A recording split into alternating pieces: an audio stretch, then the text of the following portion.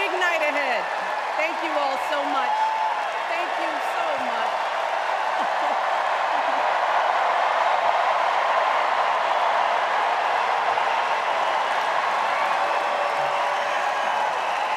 Okay.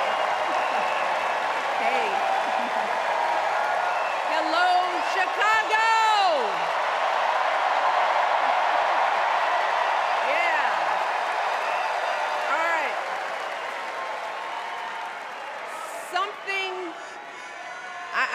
Something wonderfully magical is in the air, isn't it? Yeah. You know, we're feeling it here in this arena, but it's spreading all across this country we love. A familiar feeling that's been buried too deep for far too long. You know what I'm talking about. It's the contagious power of hope.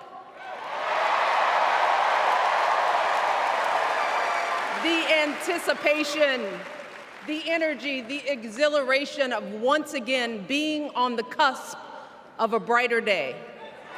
The chance to vanquish the demons of fear, division, and hate that have consumed us and continue pursuing the unfinished promise of this great nation, the dream that our parents and grandparents fought and died and sacrificed for. America, hope is making a comeback. Yeah.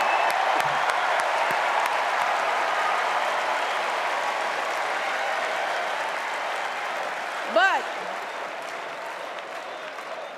to be honest, I am realizing that until recently, I have mourned the dimming of that hope. And maybe you've experienced the same feelings. Is that deep pit in my stomach, a palpable sense of dread about the future. And for me, that mourning has also been mixed with my own personal grief.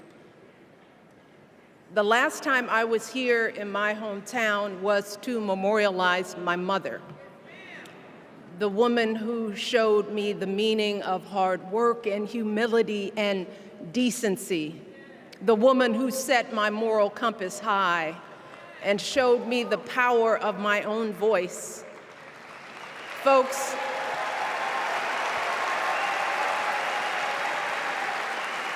I still feel her loss so profoundly.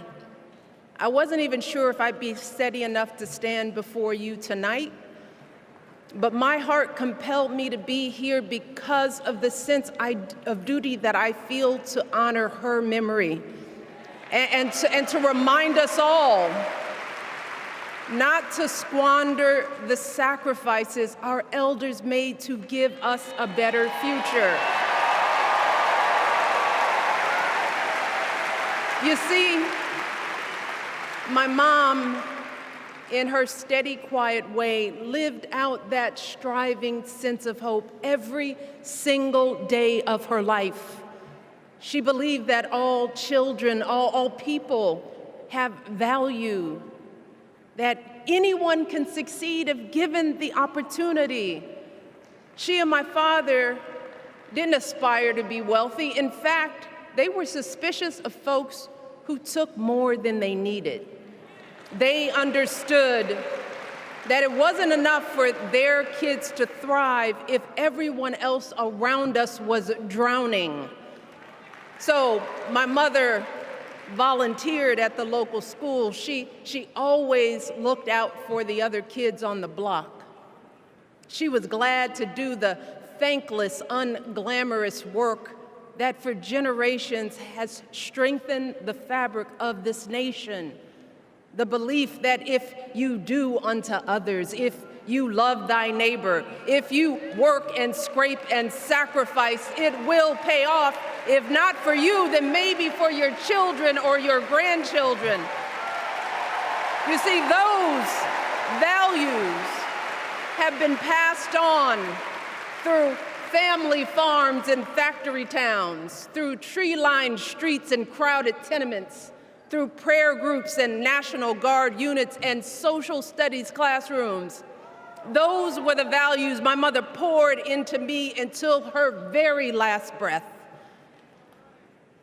Kamala Harris and I built our lives on those same foundational values. Even though our mothers grew up an ocean apart, they shared the same belief in the promise of this country. That's why her mother moved here from India at 19. It's why she taught Kamala about justice, about the obligation to lift others up, about our responsibility to give more than we take. She'd often tell her daughter, "Don't sit around and complain about things, do something." So, with that voice in her head, Kamala went out and she worked hard in school, graduating from an HBCU, earning her law degree at a state school. And then she went on to work for the people, fighting to hold lawbreakers accountable, strengthening the rule of law, fighting to get folks better wages, cheaper prescription drugs, a good education, decent health care, child care, elder care. From a middle-class household, Kamala worked her way up to become Vice President of the United States of America.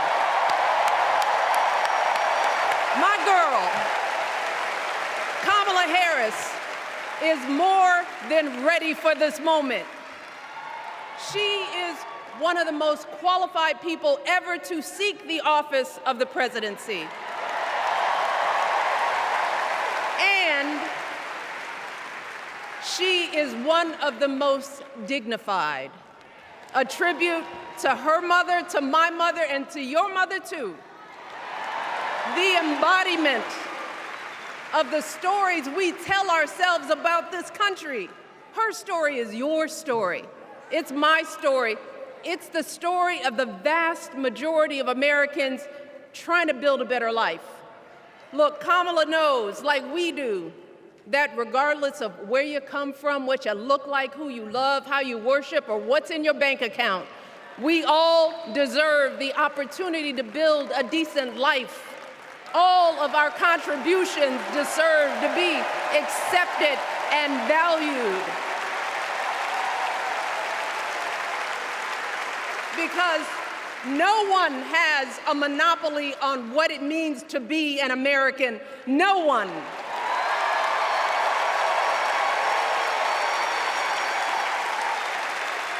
Kamala has shown her allegiance to this nation, not by spewing anger and bitterness, but by living a life of service and always pushing the doors of opportunity open to others.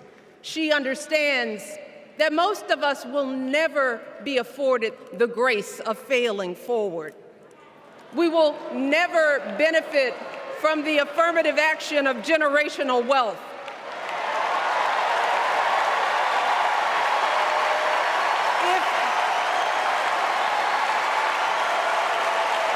If we bankrupt a business or choke in a crisis, we don't get a second, third, or fourth chance. If things don't go our way, we don't have the luxury of whining or cheating others to get further ahead. No. We don't get to change the rules so we always win. If we see a mountain in front of us, we don't expect there to be an escalator waiting to take us to the top. No. We put our heads down. We get to work. In America, we do something. And throughout her entire life, that's what we've seen from Kamala Harris. The steel of her spine, the steadiness of her upbringing, the honesty of her example, and yes, the joy of her laughter and her light. It couldn't be more obvious Of the two major candidates in this race, only Kamala Harris truly understands the unseen labor and unwavering commitment that has always made America great.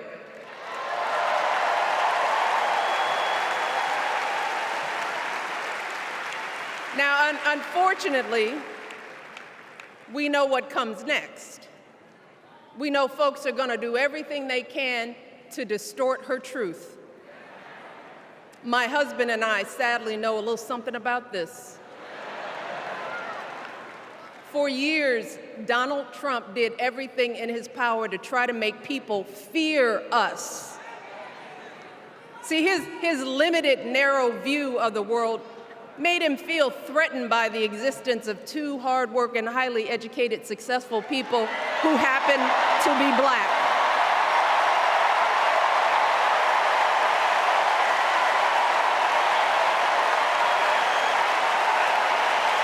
Wait.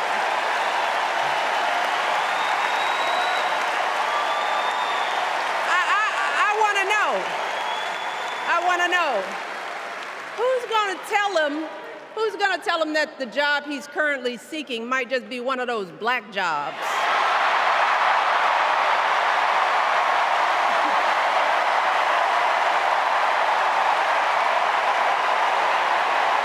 Look, it's his same old con. His same old con. Doubling down on ugly, misogynistic, racist lies as a substitute for real ideas and solutions that will actually make people's lives better. Look, because cutting our health care, taking away our freedom to control our bodies, the freedom to become a mother through IVF like I did, those things are not going to improve the health outcomes of our wives, mothers, and daughters. Shutting down the Department of Education, banning our books, none of that will prepare our kids for the future. Demonizing our children for being who they are and loving who they love, look, that doesn't make anybody's life better.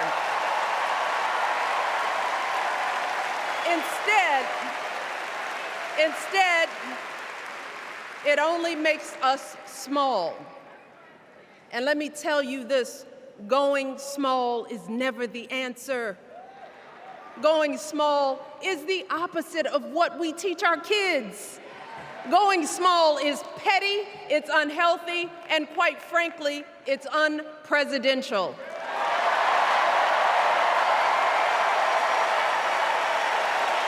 So, why would any of us accept this from anyone seeking our highest office? Why would we normalize that type of backward leadership?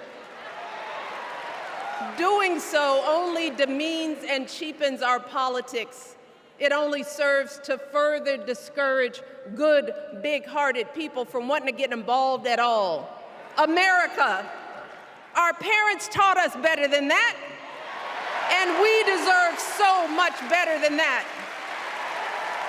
That's why we must do everything in our power to elect two of those good, big-hearted people. There is no other choice than Kamala Harris and Tim Walz.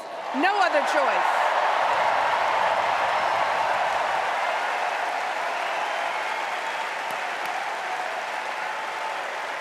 But as we embrace this renewed sense of hope, let us not forget the despair we have felt. Let us not forget what we are up against. Yes, Kamala and Tim are doing great now. We're loving it. They're packing arenas across the country. Folks are energized. We are feeling good. But remember, there are still so many people who are desperate for a different outcome, who are ready to question and criticize every move Kamala makes, who are eager to spread those lies, who don't want to vote for a woman, who will continue to prioritize building their wealth over ensuring that everyone has enough. So no matter how good we feel tonight or tomorrow or the next day, This is going to be an uphill battle. So folks, we cannot be our own worst enemies. No. See, because the minute something goes wrong, the minute a lie takes hold, folks, we cannot start wringing our hands. We cannot get a Goldilocks complex about whether everything is just right. And we cannot indulge our anxieties about whether this country will elect someone like Kamala instead of doing everything we can to get someone like Kamala elected.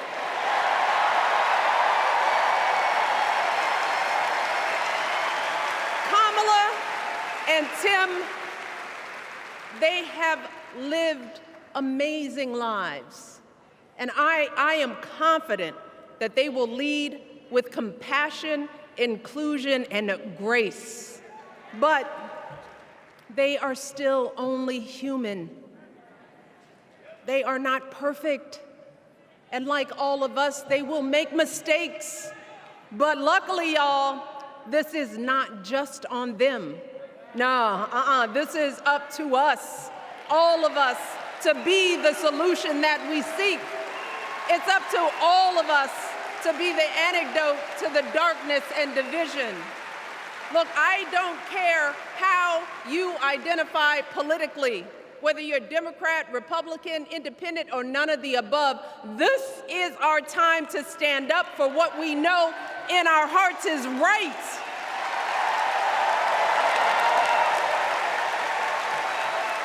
To stand up, not just for our basic freedoms, but for decency and humanity, for basic respect, dignity, and empathy, for the values at the very foundation of this democracy.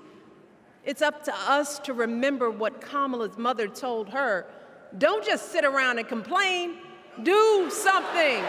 So if they lie about her, and they will, we've got to do something. If we see a bad poll, and we will, we got to put down that phone and do something. If we start feeling tired, if we start feeling that dread creeping back in, we got to pick ourselves up, throw water on our face, and what? We only have 2.5 months, y'all, to get this done. Only 11 weeks to make sure every single person we know is registered and has a voting plan. So we cannot afford for anyone America to sit on their hands and wait to be called. Don't complain if no one from the campaign has specifically reached out to you to ask you for your support. There is simply no time for that kind of foolishness. You know what you need to do. So, consider this to be your official ask. Michelle Obama is asking you, no, I'm telling y'all to do something.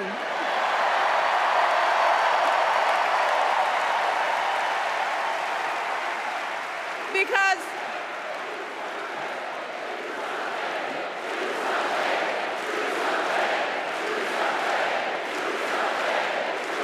you all, this election is going to be close. In some states, just a handful, listen to me, a handful of votes in every precinct could decide the winner.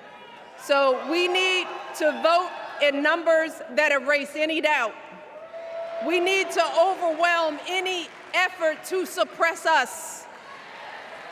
Our fate is in our hands. In 77 days, we have the power to turn our country away from the fear, division, and smallness of the past.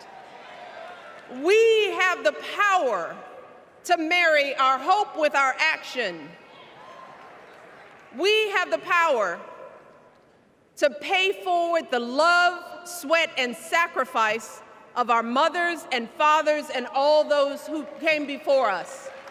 We did it before, y'all, and we sure can do it again. Let us work like our lives depend on it. And let us keep moving our country forward and go higher, yes, always higher than we've ever gone before as we elect the next President and Vice President of the United States, Kamala Harris.